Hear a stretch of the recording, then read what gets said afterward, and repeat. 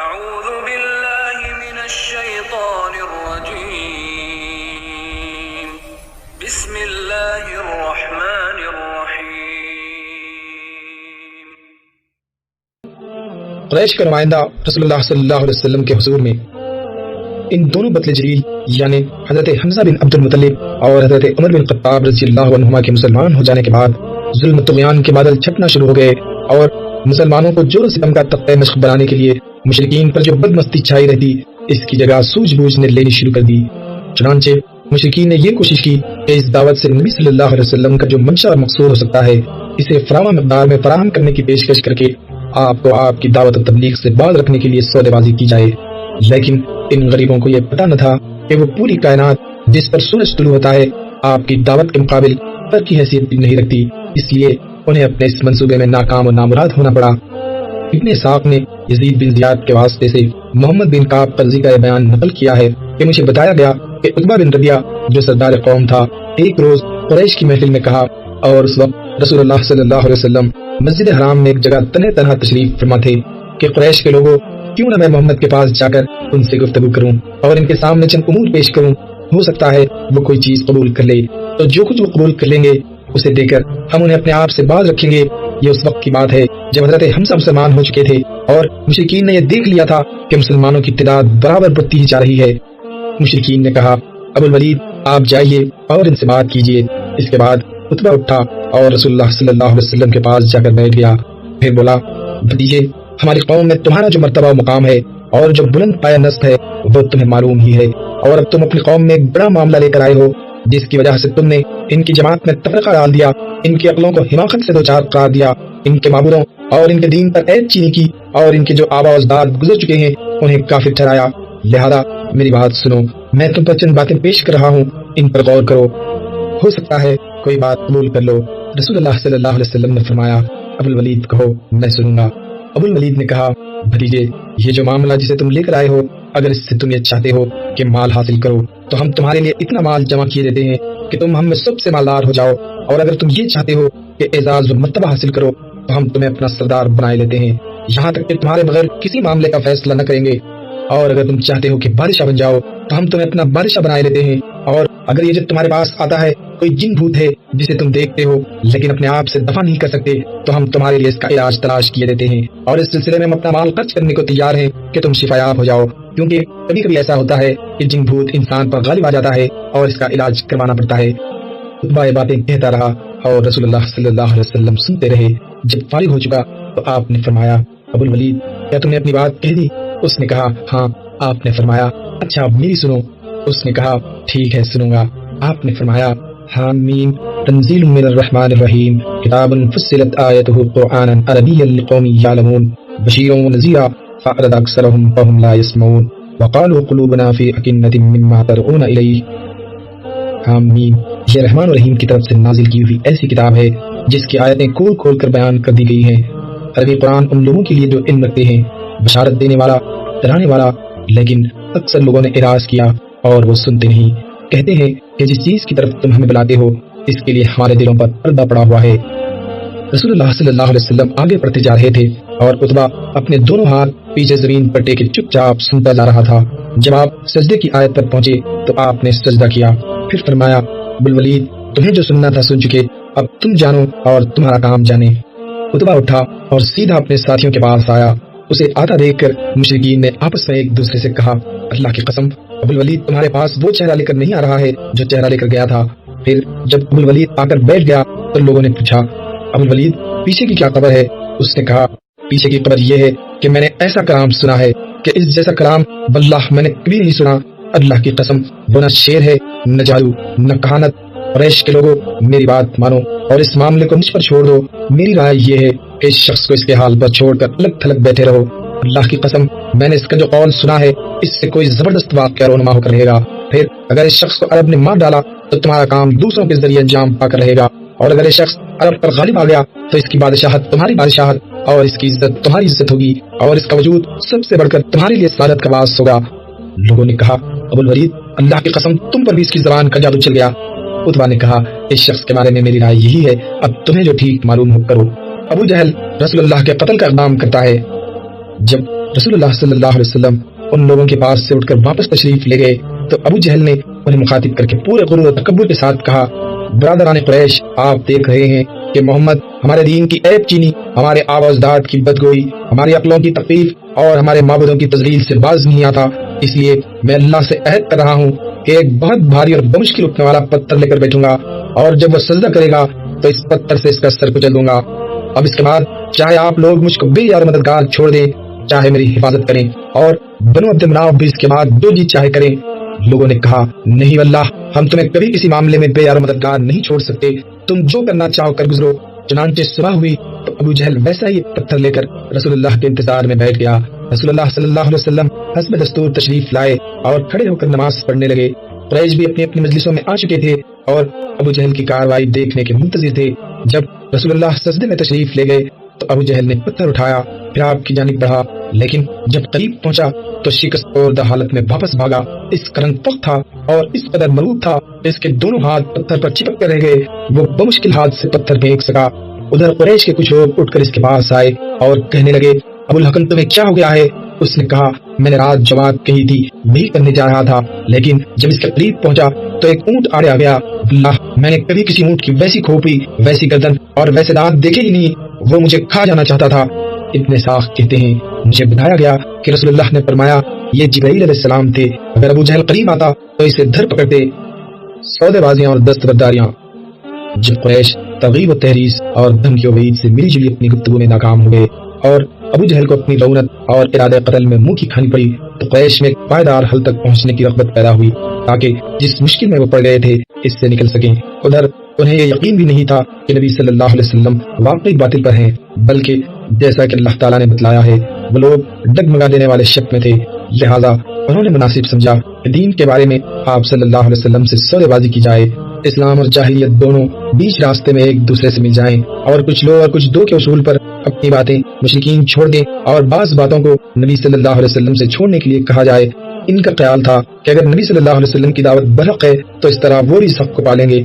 ابن ساخ کا بیان ہے کہ رسول اللہ صلی اللہ علیہ وسلم خانہ کعبہ کا طواف کر رہے تھے کہ اسود بن مطلب بن اسد بن عبد العزیٰ ولید بن مغیرہ، امیہ بن خلف اور عاص بن وائل سہمی آپ کے سامنے آ گئے۔ یہ سب اپنی قوم کے بڑے لوگ تھے۔ بولے، اے محمد، آئیے جسے آپ پوچھتے ہیں اسے ہم بھی پوجیں، اور جسے ہم پوچھتے ہیں اسے آپ بھی پوجیں، اسی طرح ہم اور آپ اس کام میں مشترک ہو جائیں۔ اب اگر آپ کا معبود ہمارے معبود سے بہتر ہے تو ہم اس سے اپنا حصہ حاصل کر چکے ہوں گے، اور اگر ہمارا معبود آپ کے معبود سے بہتر ہو تو آپ اس سے اپنا حصہ حاصل کر چکے ہوں گے۔ اس پر اللہ تعالیٰ نے سورت نازل فرمائی جس میں اعلان کیا گیا، جسے تم لوگ پوچھتے ہو اسے میں نہیں پوچھ سکتا۔ اب بن حمید وغیرہ نے ابن عباس سے روایت کی ہے کہ قریش نے کہا، اگر آپ ہمارے معبودوں کو تبرک کے طور پر چھوئیں تو ہم آپ کے معبود کی عبادت کریں گے۔ اس پر پوری سورت نازل ہوئی۔ ابن جریر وغیرہ نے ابن عباس سے روایت کی ہے کہ مشرکین نے رسول اللہ صلی اللہ علیہ وسلم سے کہا، آپ ایک سال ہمارے معبودوں کی پوجا کریں اور ہم ایک سال آپ کے معبود کی پوجا کریں۔ اس پر اللہ تعالیٰ نے یہ آیت نازل فرمائی، آپ کہہ دیں کہ اے نادانو، کیا تم مجھے غیر اللہ کی عبادت کے لیے کہتے ہو؟ اللہ تعالیٰ نے اس قطعی اور فیصلہ کن جواب سے اس مذہب خیز گفت شنید کی جڑ کاٹ دی، لیکن پھر بھی قریش پورے طور سے مایوس نہیں ہوئے، بلکہ انہوں نے اپنے دین سے مزید دستبرداری پر آمادگی ظاہر کی۔ البتہ یہ شرط لگائی کہ نبی صلی اللہ علیہ وسلم بھی جو تعلیمات لے کر آئے ہیں اس میں بھی کچھ تبدیلی کریں۔ چنانچہ انہوں نے کہا، اس کے بجائے کوئی اور قرآن لاؤ یا اسی میں تبدیلی کر دو۔ اللہ نے اس کا جو جواب نبی صلی اللہ علیہ وسلم کو بتلایا، اس کے ذریعے یہ راستہ بھی کاٹ دیا۔ چنانچہ فرمایا، آپ کہہ دیں مجھے اس کا اختیار نہیں کہ میں اس میں خود اپنی طرف سے تبدیلی کروں، میں تو محض اسی چیز کی پیروی کرتا ہوں جس کی وہی میرے طرف کی جاتی ہے۔ میں نے اگر اپنے رب کی نافرمانی کی تو میں ایک بڑے دن کے عذاب سے ڈرتا ہوں۔ اللہ نے اس کام کی زبردست خطرناکی کا ذکر اس آیت میں بھی فرمایا، اور قریب تھا کہ جو وہی ہم نے آپ کی طرف کی ہے اس سے یہ لوگ آپ کو فتنے میں ڈال دیتے تاکہ آپ ہم پر کوئی اور بات کہہ دیں، اور تب یقیناً یہ لوگ آپ کو گہرا دوست بنا لیتے، اور اگر ہم نے آپ کو ثابت قدم نہ رکھا ہوتا تو آپ ان کی طرف تھوڑا سا جھک جاتے، اور تب ہم آپ کو دوہری سزا زندگی میں اور دوہری سزا مرنے کے بعد چکاتے، پھر آپ کو ہمارے مقابل کوئی مددگار نہ ملتا۔ مشرکین کی حیرت، سنجیدہ غور و فکر اور یہود سے رابطہ۔ مذکورہ بات چیت، ترغیبات، سودے بازیوں اور دستبرداریوں میں ناکامی کے بعد مشرکین کے سامنے راستے تاریک ہو گئے۔ وہ حیران تھے کہ اب کیا کریں۔ چنانچہ ان کے ایک شیطان نذر بن حارث نے انہیں نصیحت کرتے ہوئے کہا، قریش کے لوگوں، واللہ تم پر ایسی افتاد آن پڑی ہے کہ تم لوگ اب تک اس کا کوئی توڑ نہیں لا سکے۔ محمد تم میں جوان تھے تو تمہارے سب سے پسندیدہ آدمی تھے، سب سے زیادہ سچے اور سب سے بڑھ کر امانت دار تھے۔ اب جب کہ ان کی کنپٹیوں پر سفیدی دکھائی پڑنے کو ہے اور وہ تمہارے پاس کچھ باتیں لے کر آئے ہیں، تم کہتے ہو کہ وہ جادوگر ہیں۔ نہیں واللہ وہ جادوگر نہیں، ہم نے جادوگر دیکھے ہیں، ان کی جھاڑ پھونک اور گرہ بندی بھی دیکھی ہے۔ اور تم لوگ کہتے ہو وہ کاہن ہے۔ نہیں واللہ وہ کاہن بھی نہیں، ہم نے کاہن بھی دیکھے ہیں، ان کی الٹی سیدھی حرکتیں بھی دیکھی ہیں اور ان کی فقرے بندیاں بھی سنی ہے۔ تم لوگ کہتے ہو وہ شاعر ہیں۔ نہیں واللہ وہ شاعر بھی نہیں، ہم نے شعر بھی دیکھا ہے اور اس کے سارے اصناف سے واقف ہیں۔ تم لوگ کہتے ہو وہ پاگل ہیں۔ نہیں واللہ وہ پاگل بھی نہیں، ہم نے پاگل پن بھی دیکھا ہے۔ ان کے یہاں نہ اس طرح کی گھٹن ہے، نہ ویسی بہکی بہکی باتیں اور نہ ان کے جیسی الٹی سیدھی حرکتیں۔ قریش کے لوگوں سوچو، واللہ تم پر زبردست افتاد آن پڑی ہے۔ ایسا معلوم ہوتا ہے کہ جب انہوں نے دیکھا کہ نبی صلی اللہ علیہ وسلم ہر چیلنج کے مقابلے ڈٹے ہوئے ہیں، آپ نے ساری ترغیبات پر لات مار دیا ہے اور ہر معاملے میں بالکل کھرے اور ٹھوس ثابت ہوئے ہیں، جبکہ سچائی، پاک دامنی اور مکارم اخلاق سے پہلے ہی سے پیراور چلے آ رہے ہیں، تو ان کا شبہ زیادہ قوی ہو گیا کہ آپ واقعی رسول برحق ہیں۔ لہٰذا انہوں نے فیصلہ کیا کہ یہود سے رابطہ قائم کر کے آپ کے بارے میں ذرا اچھی طرح اطمینان حاصل کر لیا جائے۔ چنانچہ جب نضر بن حارث نے مذکورہ نصیحت کی تو قریش نے خود اسی کو مکلف کیا کہ وہ ایک یا چند آدمیوں کو ہمراہ لے کر یہود مدینہ کے پاس جائے اور ان سے آپ کے معاملے کی تحقیق کرے۔ چنانچہ وہ مدینہ آیا تو علماء یہود نے کہا کہ اس سے 3 باتوں کا سوال کرو، اگر وہ بتا دے تو نبی مرسل ہے، ورنہ سخن ساز۔ اس سے پوچھو کہ پچھلے دور میں کچھ نوجوان گزرے ہیں، ان کا کیا واقعہ ہے، کیونکہ ان کا بڑا عجیب واقعہ ہے۔ اور اس سے پوچھو کہ ایک آدمی نے زمین کے مشرق و مغرب کے چکر لگائے، اس کی کیا خبر ہے۔ اور اس سے پوچھو کہ روح کیا ہے۔ اس کے بعد نضر بن حارث مکہ آیا تو اس نے کہا کہ میں تمہارے اور محمد کے درمیان ایک فیصلہ کن بات لے کر آیا ہوں۔ اس کے ساتھ ہی اس نے یہود کی کہی ہوئی بات بتائی۔ چنانچہ قریش نے آپ سے ان 3 باتوں کا سوال کیا۔ چند دن بعد سورہ کہف نازل ہوئی، جس میں ان جوانوں کا اور اس چکر لگانے والے آدمی کا واقعہ بیان کیا گیا تھا۔ جوان اصحاب کہف میں سے تھے اور وہ آدمی ذوالقرنین تھا۔ روح کے متعلق جواب سورہ اسراء میں نازل ہوا۔ اس سے قریش پر بات واضح ہو گئی کہ آپ سچے اور برحق پیغمبر ہیں، لیکن ان ظالموں نے کفر و انکار ہی کا راستہ اختیار کیا۔ مشرکین نے رسول اللہ صلی اللہ علیہ وسلم کی دعوت کا جس انداز سے مقابلہ کیا تھا، یہ اس کا ایک مختصر سا خاکہ ہے۔ انہوں نے یہ سارے اقدامات پہلو بہ پہلو کیے تھے، وہ ایک ڈھنگ سے دوسرے ڈھنگ اور ایک طرز عمل سے دوسرے طرز عمل کی طرف منتقل ہوتے رہتے، سختی سے نرمی کی طرف اور نرمی سے سختی کی طرف، جدال سے سودے بازی کی طرف اور سودے بازی سے جدال کی طرف، دھمکی سے ترغیب کی طرف اور ترغیب سے دھمکی کی طرف۔ کبھی بھڑکتے، کبھی نرم پڑ جاتے، کبھی جھگڑے اور کبھی چکنی چکنی باتیں کرنے لگتے، کبھی مرنے مارنے پر اتر آتے اور کبھی خود اپنے دین سے دستبردار ہونے لگتے، کبھی گرجتے برستے اور کبھی ایسے دنیا کی پیشکش کرتے۔ نہ انہیں کسی پہلو قرار تھا، نہ کنارہ کشی کی گوارا تھی، اور ان سب کا مقصود یہ تھا کہ اسلامی دعوت ناکام ہو جائے اور کفر کا پراگندہ شیرازہ پھر سے جڑ جائے۔ لیکن ان ساری کوششوں اور سارے ہیلوں کے بعد بھی وہ ناکام ہی رہے اور ان کے سامنے صرف ایک ہی چارہ کار رہ گیا، اور یہ تھا تلوار۔ مگر ظاہر ہے تلوار سے اختلاف میں اور شدت ہی آتی، بلکہ باہم کشت خون کا ایسا سلسلہ چل پڑتا جب پوری قوم کو لے ڈوبتا۔ اس لیے مشرکین حیران تھے کہ وہ کیا کریں۔ ابو طالب اور ان کے خاندان کا موقف۔ لیکن جہاں تک ابو طالب کا تعلق ہے تو جب ان کے سامنے قریش کا یہ مطالبہ آیا کہ وہ نبی صلی اللہ علیہ وسلم کو قتل کرنے کے لیے ان کے حوالے کر دیں اور ان کی حرکات و سکنات میں ایسی علامت دیکھیں جس سے یہ اندیشہ پختہ ہوتا تھا کہ وہ ابو طالب کے عہد و حفاظت کی پرواہ کیے بغیر نبی صلی اللہ علیہ وسلم کو قتل کرنے کا تہیہ کیے بیٹھے ہیں، مثلا عقبہ بن ابی معیط، ابو جہل بن ہشام اور عمر بن خطاب کے اقدامات، تو انہوں نے اپنے جد اعلیٰ مناف کے 2 صاحبزادوں ہاشم اور مطلب سے وجود میں آنے والے خاندانوں کو جمع کیا اور انہیں دعوت دی کہ وہ سب مل کر نبی صلی اللہ علیہ وسلم کی حفاظت کا کام انجام دیں گے۔ ابو طالب کی یہ بات عربی حمیت کے پیش نظر ان دونوں خاندانوں کے سارے مسلم اور کافر افراد نے قبول کی اور اس پر خانہ کعبہ کے پاس عہد و پیمان کیا۔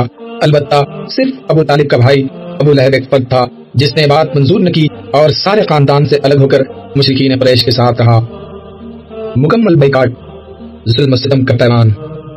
جب مشرکین کے تمام ہیلے ختم ہوئے اور انہوں نے یہ دیکھا کہ بنی ہاشم اور بنی مطلب ہر 6 بعد آباد نبی صلی اللہ علیہ وسلم کی حفاظت اور بچاؤ کا تہیہ کیے بیٹھے ہیں تو وہ حیرت سے چکرا گئے اور بلا کر وادی محسب میں قیف بن کرانہ کے اندر جمع ہو کر آپس میں بنی ہاشم اور بنی مطلب کے خلاف یہ عہد و پیمان کیا کہ نہ ان سے شادی بیاہ کریں گے، نہ خرید و فروخت کریں گے، نہ ان کے ساتھ اٹھے بیٹھیں گے، نہ ان سے میل جول رکھیں گے، نہ ان کے گھروں میں جائیں گے، نہ ان سے بات چیت کریں گے جب تک وہ رسول اللہ صلی اللہ علیہ وسلم کو قتل کرنے کے لیے ان کے حوالے نہ کر دیں۔ مشرکین نے اس بیکاٹ کی دستاویز کے طور پر ایک صحیفہ لکھا جس میں اس بات کا عہد و پیمان کیا گیا تھا کہ وہ بنی ہاشم کی طرف سے کبھی بھی کسی صلح کی پیشکش قبول نہ کریں گے، نہ ان کے ساتھ کسی طرح کی مروت برتیں گے جب تک وہ رسول اللہ صلی اللہ علیہ وسلم کو قتل کرنے کے لیے مشرکین کے حوالے نہ کر دیں۔ ابن قیم کہتے ہیں کہ کہا جاتا ہے کہ یہ صحیفہ منصور بن اکرمہ بن عامر بن ہاشم نے لکھا تھا اور بعض کے نزدیک نضر بن حارث نے لکھا تھا، لیکن صحیح بات یہ ہے کہ لکھنے والا مغیث بن عامر بن ہاشم تھا۔ رسول اللہ صلی اللہ علیہ وسلم نے اس پر بددعا کی اور اس کا ہاتھ چل ہو گیا۔ بہرحال یہ عہد و پیمان طے پا گیا اور صحیفہ خانہ کعبہ کے اندر لٹکا دیا گیا۔ اس کے نتیجے میں ابو لہب کے سوا بنی ہاشم اور بنی مطلب کے سارے افراد مسلمان رہے ہوں یا کافر سمٹ سمٹا کر شیب ابی طالب میں محبوس ہو گئے۔ یہ نبی صلی اللہ علیہ وسلم کی بعثت کے 7ویں سال محرم کی چاند رات کا واقعہ ہے۔